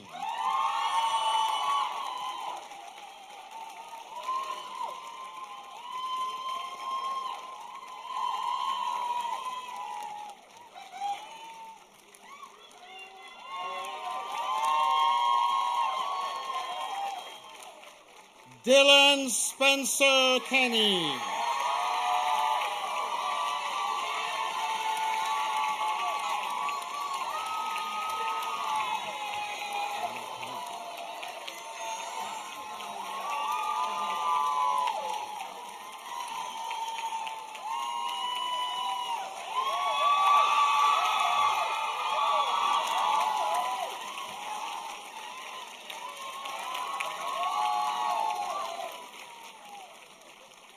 Anna Rose King.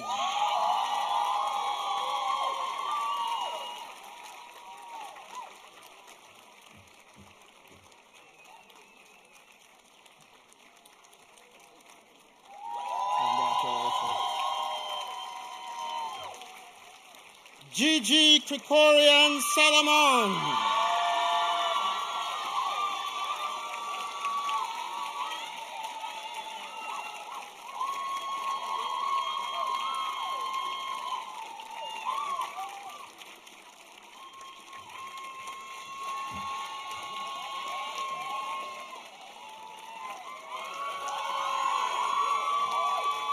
Pat Lesperance Stokes.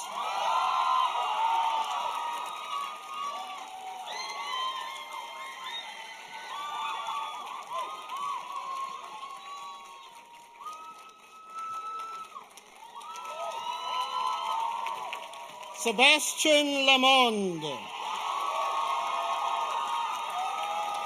Congratulations.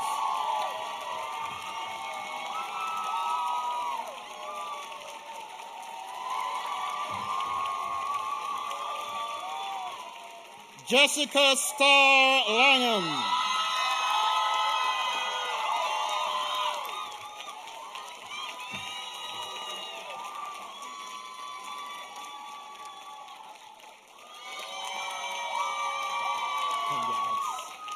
Parker Bates Lawrence.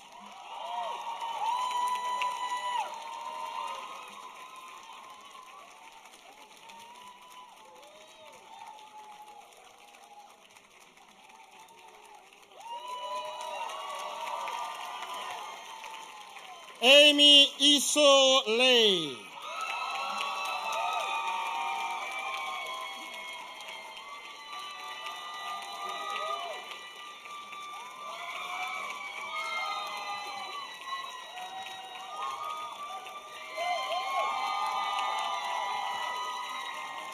Sarah Lore.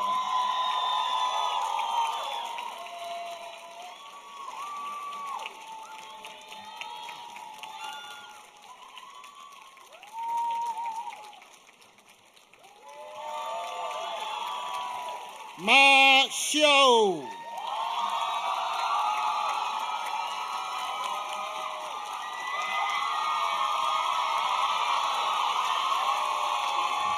Congratulations.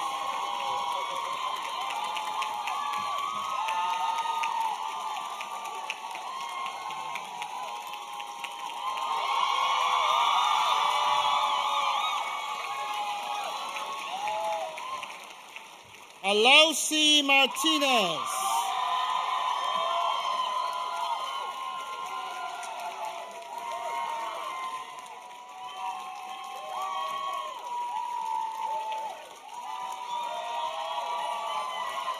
Jake Mazzaferro.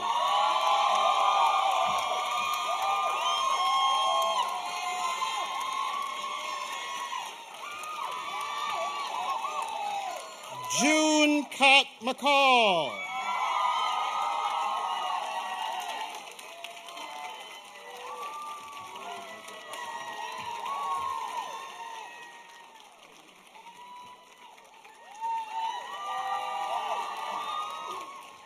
McKinley McLean.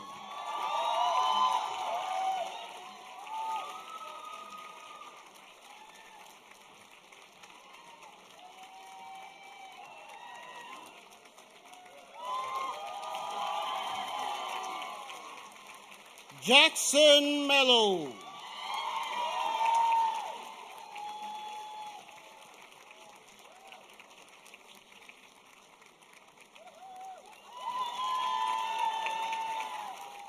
William Millen.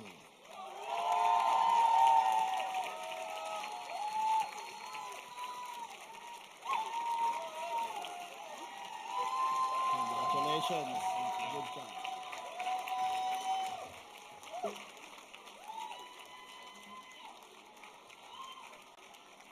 Malva Miranda.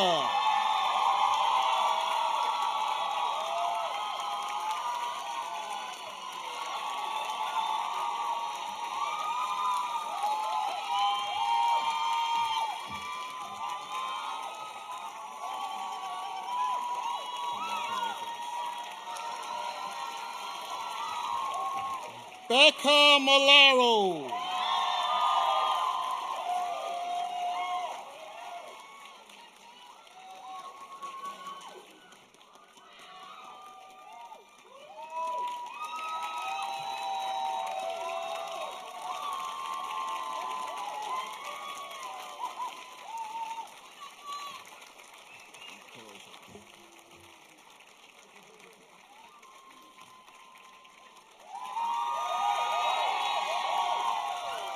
Dennis Mullings.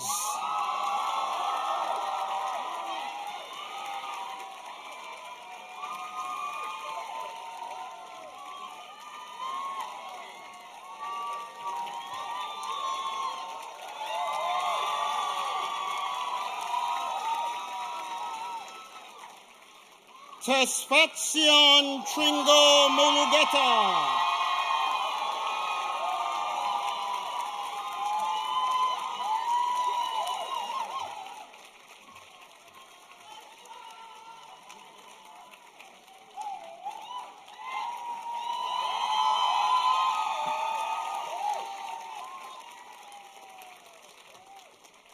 Emma Murphy.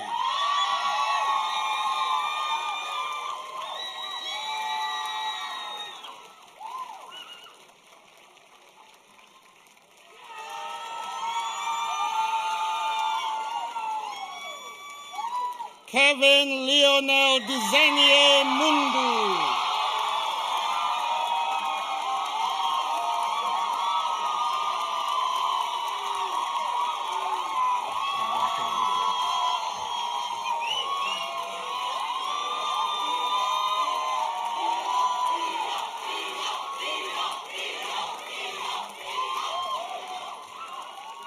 Courtney Nelson.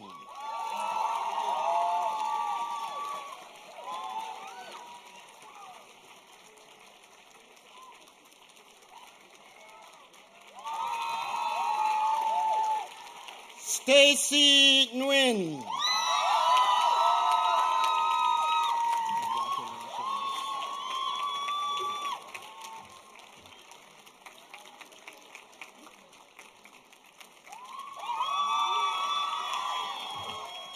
Koa Norman.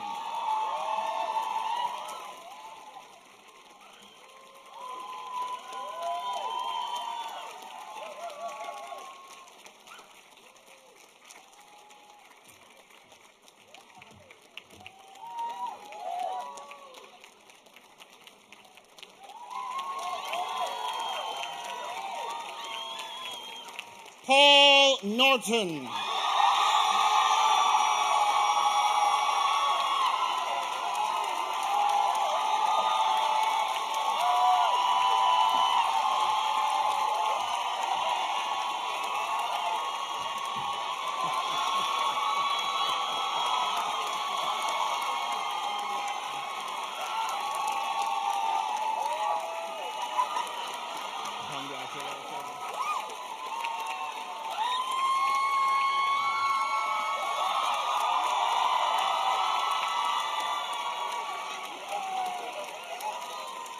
Phineas O'Brien.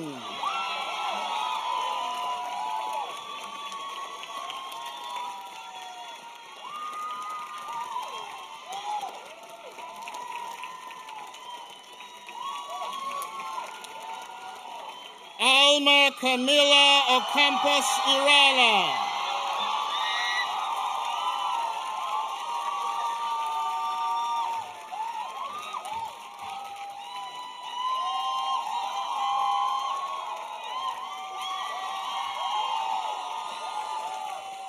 Hannah Pereira.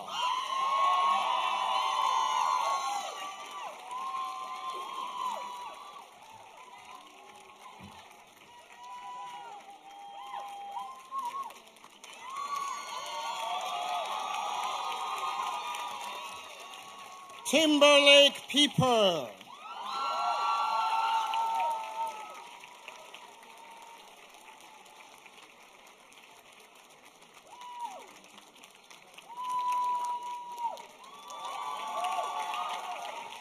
Lua Piovano Marcotte.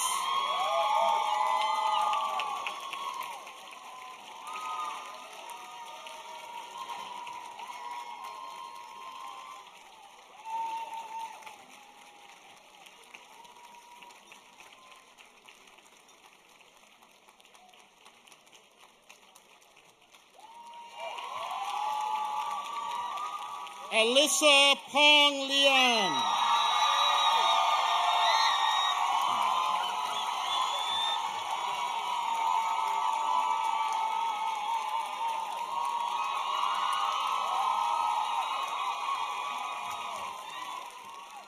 Egypt Pooler.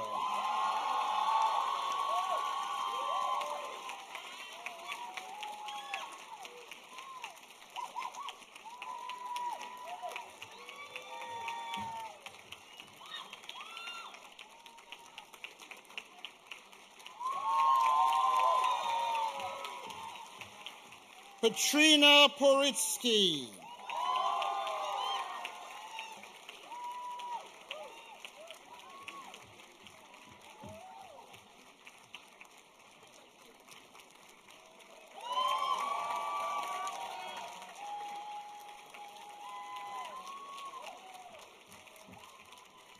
Julian Preston.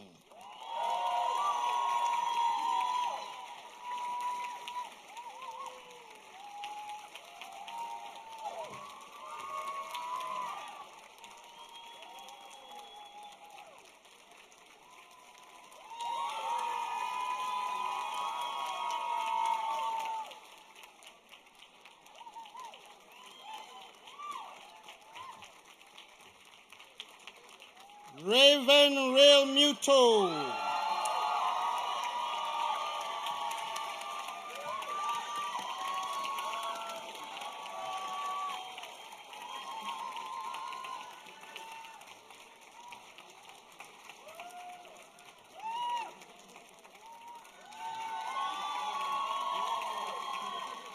Larkin Reinhardt.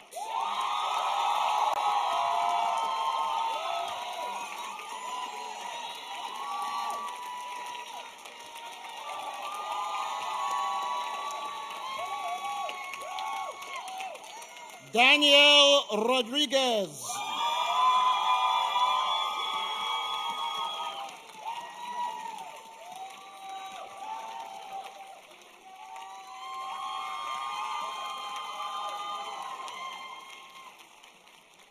Gianna Rodriguez.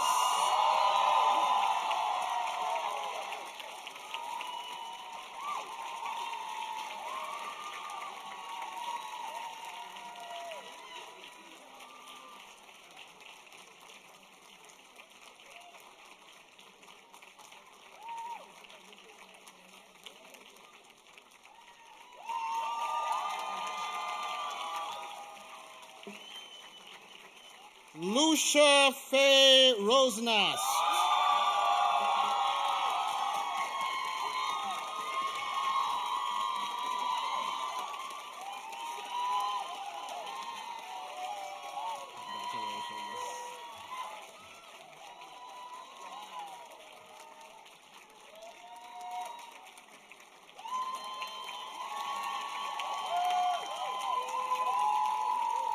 Lily Rutledge.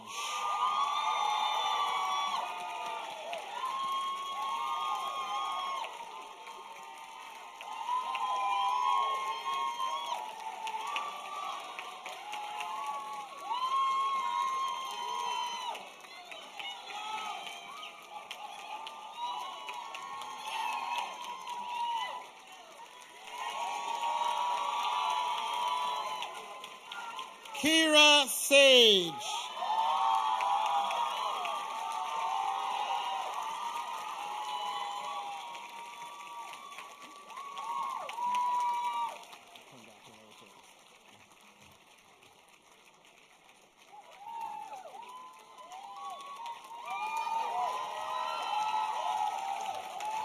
Macy Salico.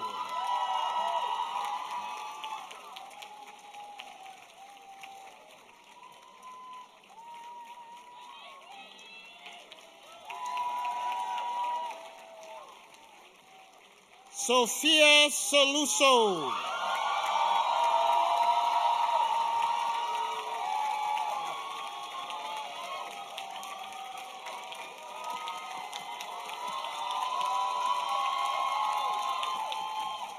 Congratulations, congratulations.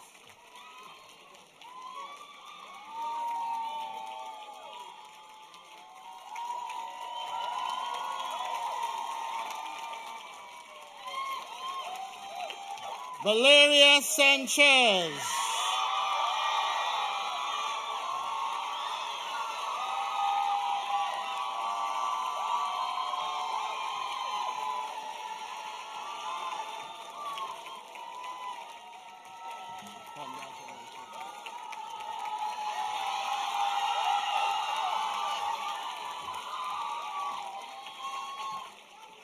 Lynn True Shell.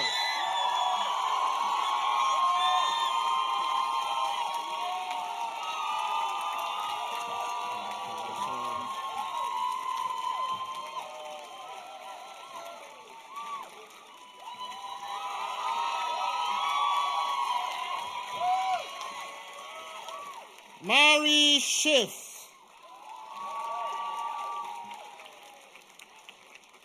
Shchervakova Marta.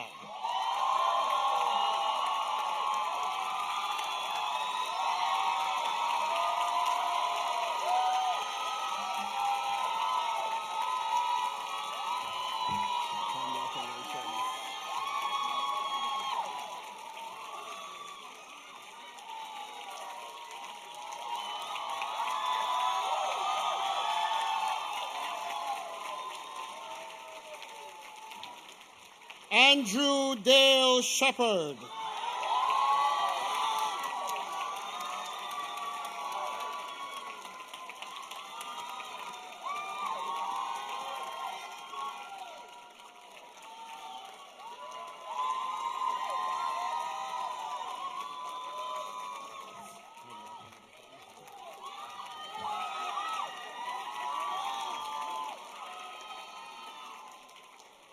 Uliana Schkel.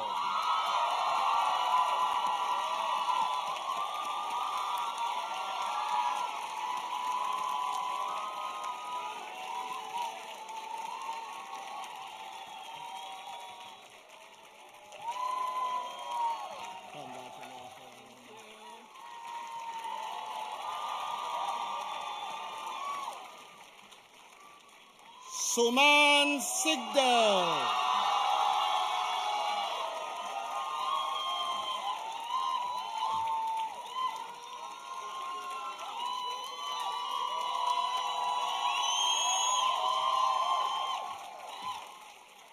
Carl Simeone.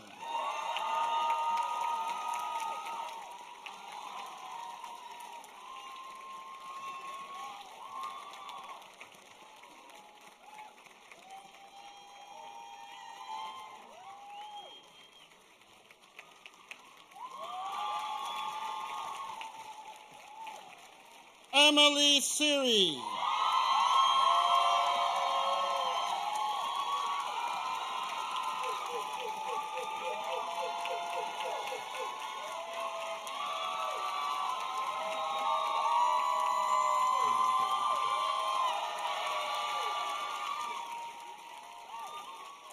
Jessica Smith.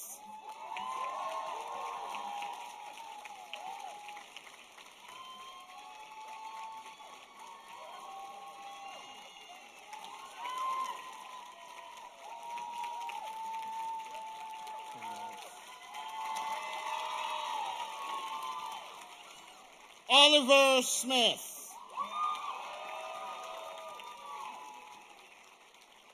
Eva Sopta.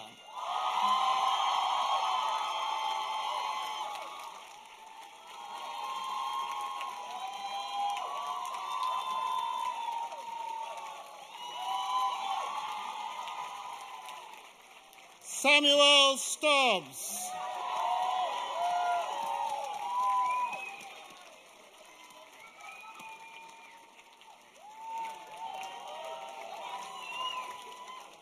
Andrew Tatman.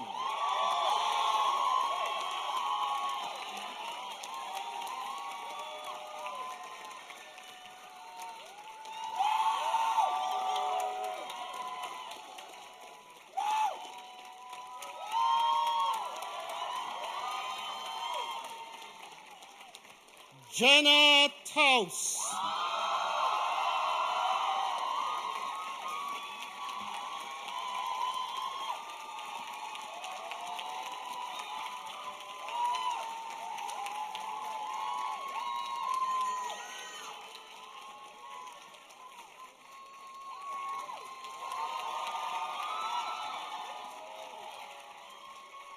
Andrea Hernandez Tovar.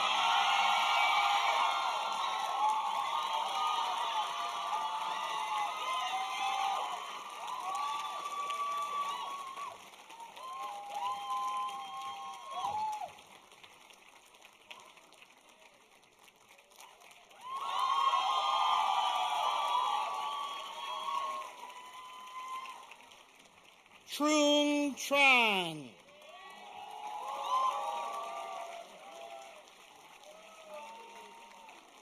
Lucy Tween.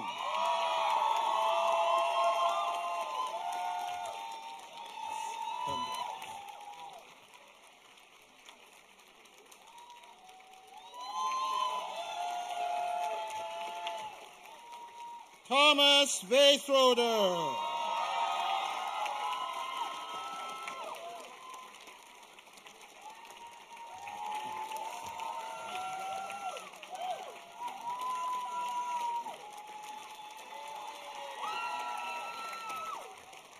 Eve Vishnik.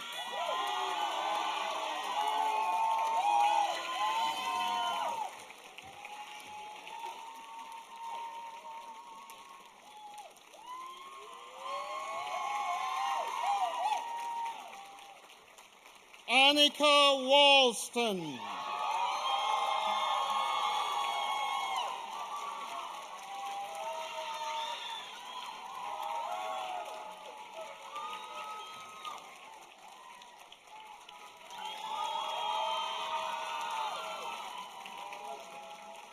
Madeline Blanchard Waters.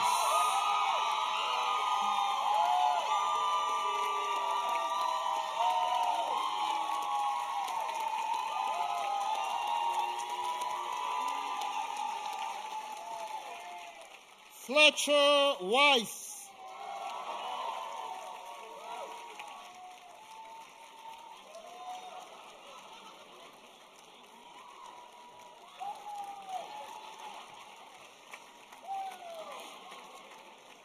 Oliver Wessels.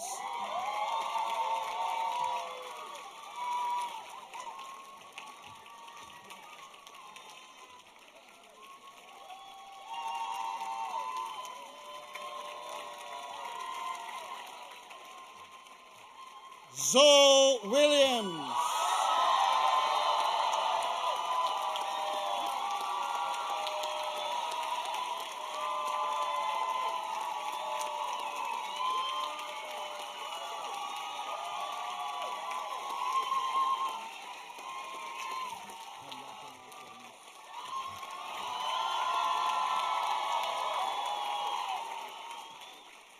Julian Winger.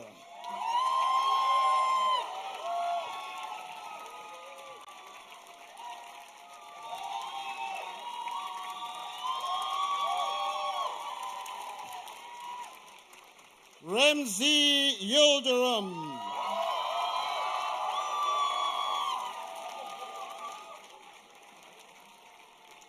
Stephanos Zogopoulos.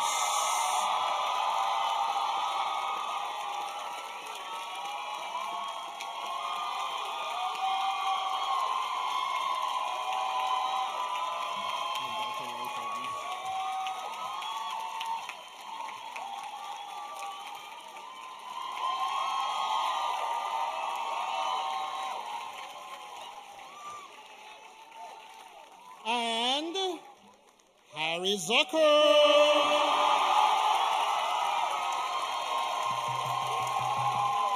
Congratulations.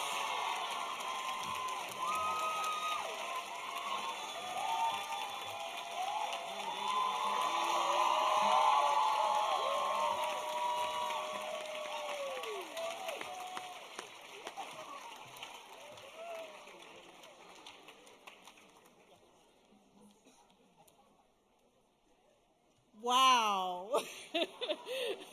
In the name of all here assembled, trustees and faculty, staff, fellow students, parents, friends, I congratulate all of you.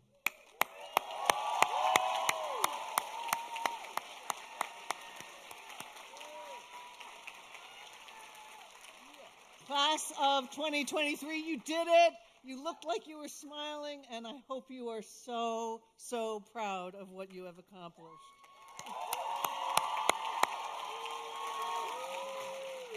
You have completed your Master's of Arts and Bachelor of Arts degrees and are ready to embark on your new adventure. You leave Bennington with an impressive set of skills and accomplishments, with incredible friendships and intellectual partnerships that will last a lifetime, a whole new community of alumni who share the Bennington experience. Graduates, you are ready to pursue the lives you want, to make the change you want to see. As has been the case since you arrived at Bennington, we will be following your progress, so please, please stay in touch. Thank you so much.